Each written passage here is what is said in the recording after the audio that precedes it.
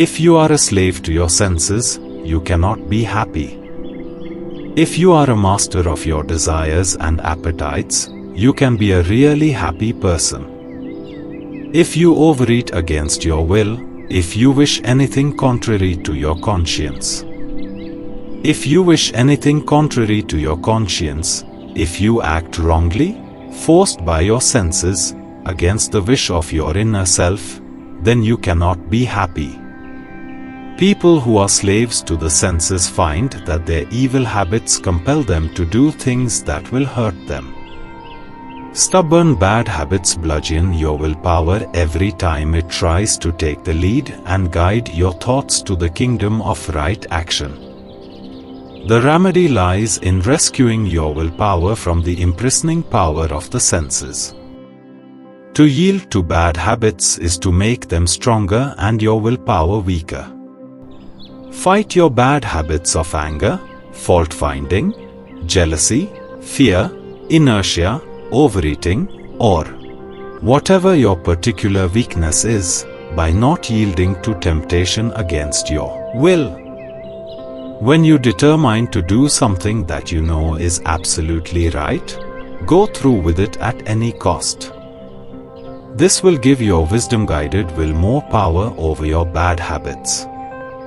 Renounce last year's material failure, spiritual indifference, mental and moral weaknesses, and half-hearted meditations by using your will to be prosperous. By exercising self-control, and by meditating deeply until you actually contact God. Almost every soul is a prisoner of the senses, which are entrenched on the surface of the body.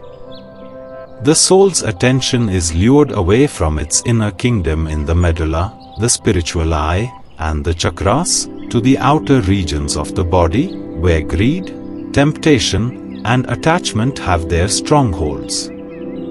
The devotee who wants to lead King Soul away from the misery-making slums of the senses finds that he cannot do so without a severe clash between the soldiers of the senses and the divine soldiers of the soul. If you haven't enough willpower, try to develop want power. When you are at the dinner table and Mr. Greed lures you to eat more than you should, and tries to chloroform your self-control and cast you into the pit of indigestion, watch yourself.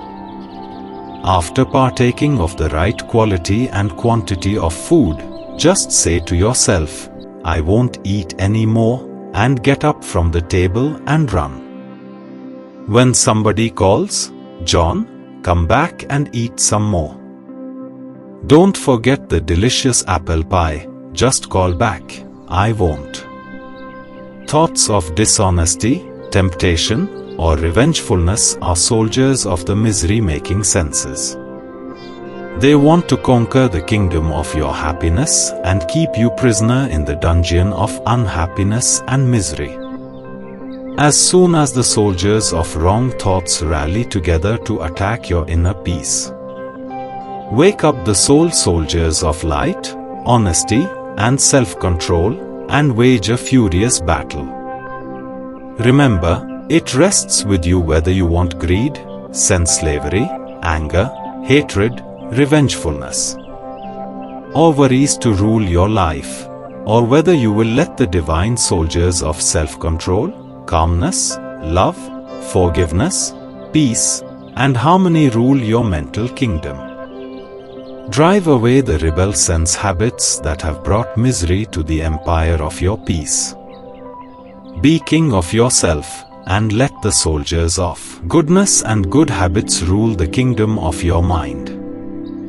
Then happiness will reign within you forever. Give both the good and the bad that you do to God. Of course, that does not mean you should deliberately do things that are bad. But when you cannot help yourself because of too strong habits, feel that God is acting through you.